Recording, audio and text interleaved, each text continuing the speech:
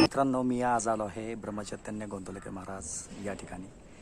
यापूर्वीही या ठिकाणाला मी भेट दिली होती, पण वेळेअभावी काही गोष्टी मी तुम्हाला दाखवू नव्हतो शकलो.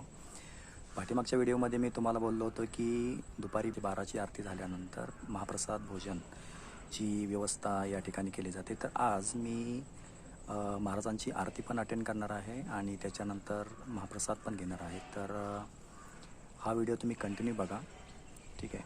आणि सर्वात महत्त्वाचं सांगायचं जर म्हटलं तर श्री ब्रह्मचैतन्य महाराजांना एक 2-3 गोष्टी खूप आवडत असतात. त्याच्यामध्ये नामस्मरण एक आहे, अन्नदान आहे आणि गोरक्षण आहे, ठीक आहे. तर मी आज या व्हिडिओमध्ये अन्नदानाची सोय त्यांनी कशी केली आहे, गोरक्षण गोशाळा म्हणता येईल ती कुठे आहे, आणि नामस्मरण कुठे करतात, ती इमारत कशी आहे, कुठे आहे, ही मी दाखवण्याचा प्रयत्न करेन. तर व्हिडिओ कंटिन्यू बघा. आणि खूप महत्त्वाचं म्हणजे की जर कोणी या चॅनलवरती नवीन असेल तर कृपया माझ्या या यूट्यूब चॅनलला सबस्क्राईब करा, लाईक करा आणि कमेंट करायला विसरू नका. कमेंट केल्याशिवाय मला समजणार नाही की तुमच्याकडून मला फीडबॅक मिळणार नाही आहे. तर प्लीज मला कमेंट करा, सांगा की मी आणखी याच्यामध्ये काय इम्प्रूव्हमेंट करू शकतो का, ठीक आहे. आणि व्हिडिओ कंटिन्यू पहा. मित्रांनो, श्री ब्रह्मचैतन्य गोंदवले महाराज समाधी मंदिर पार्ट 2 आहे. हा पार्ट 1 पाहण्यासाठी तुम्हाला डिस्कवर विथ बालाजी या चॅनलवरती जाऊन पार्ट 1 हा भाग पाहावा लागेल.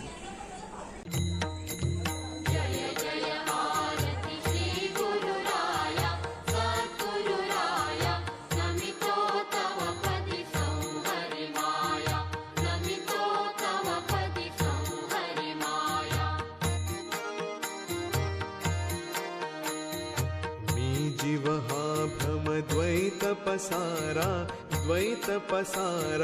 वारुनी दिधला अद्वैत सारा, वारुनी दिधला अद्वैत सारा.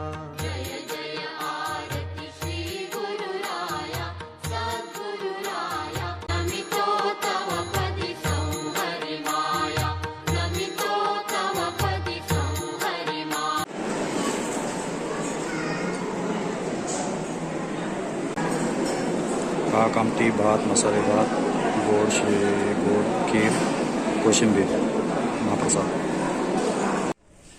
मंडळी, समोर जे इमारत आहे त्या इमारतीमध्ये रामनामाचा जप केला जातो. तसं पाहिलं तर हा जो परिसर आहे, ठीक आहे, ज्या परिसरामध्ये ही इमारत आहे, या परिसरामध्ये प्रचंड प्रमाणात शांतता असल्याकारणानं लोक काय करतात की या ठिकाणी येऊन नामसाधना करतात. मित्रांनो, समोरची जी इमारत आहे, गोशाळा दिली त्याच्यावरती, त्या ठिकाणी गायी आहेत. गायीचं संगोपन केलं जातं त्या ठिकाणी, अशासाठी की महाराजांना गायी खूप आवडत असत. तर त्यांची एक आवड म्हणून या ठिकाणी गायीचं पालन केलं जातं. मित्रांनो, आता तरी हे गोशाळा बंद केलं आहे, आज साफसफाई चालू असल्यामुळं. तर आतमध्ये बघा, दोन्ही बाजूला गायी आहेत.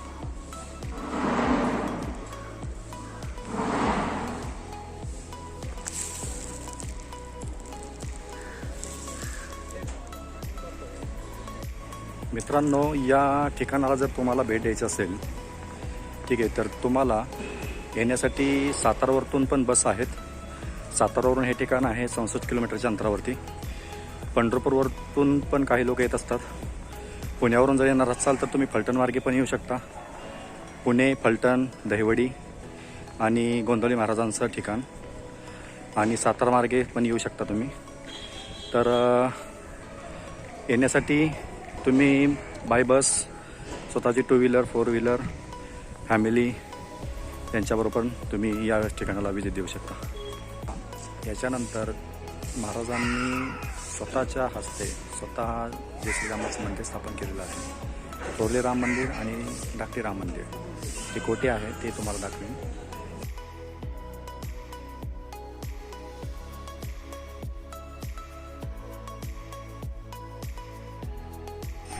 मित्रांनो, हे आहे थोरले श्रीराम मंदिर यांचं गेट. इथून प्रवेश करायचा आहे आपल्याला.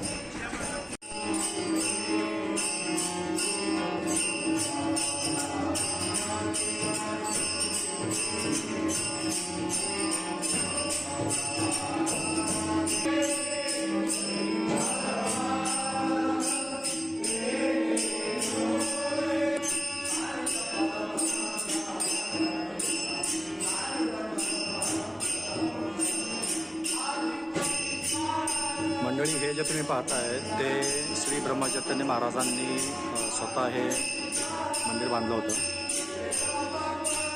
श्रीरामाची त्यांनी इथं मूर्ती स्थापन केली होती. मित्रांनो, हे जे ठिकाण आहे ते आहे श्री ब्रह्मचैतन्य गोंदवले महाराज यांचं बेडरूम म्हणता येईल आपल्याला. या ठिकाणी ते आराम करतात, विश्राम करत असतात. याच्याच बाजूला त्यांच्या पत्नी यांचं बेडरूम आहे.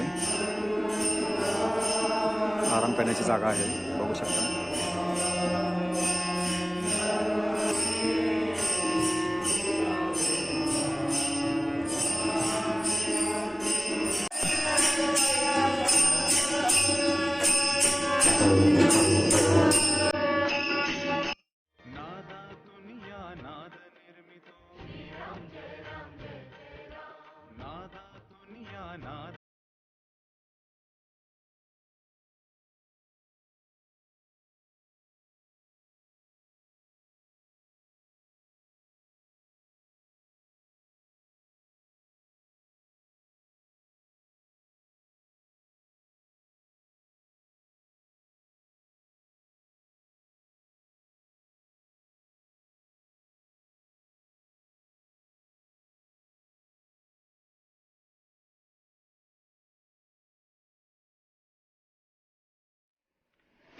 मित्रांनो, पुन्हा एकदा तुम्हा सर्वांचं खूप खूप धन्यवाद. तुम्ही हा व्हिडिओ पूर्ण पाहिलात त्याबद्दल. ठीक आहे, तर कोणी नवीन असतील, हा व्हिडिओ पाहत असतील, त्यांनी प्लीज या माझ्या यूट्यूब चॅनलला सबस्क्राईब करा. त्याच्याबरोबर कमेंट करा, लाईक करा, आपल्या मित्रांना, आपल्या फ्रेंड्स फॅमिलींना हा व्हिडिओ शेअर करा. तर भेटूया नेक्स्ट व्हिडिओमध्ये. तोपर्यंत स्वतःची काळजी घ्या, खुश राहा, आनंदी राहा, हसत राहा. टेक केअर आणि बाय.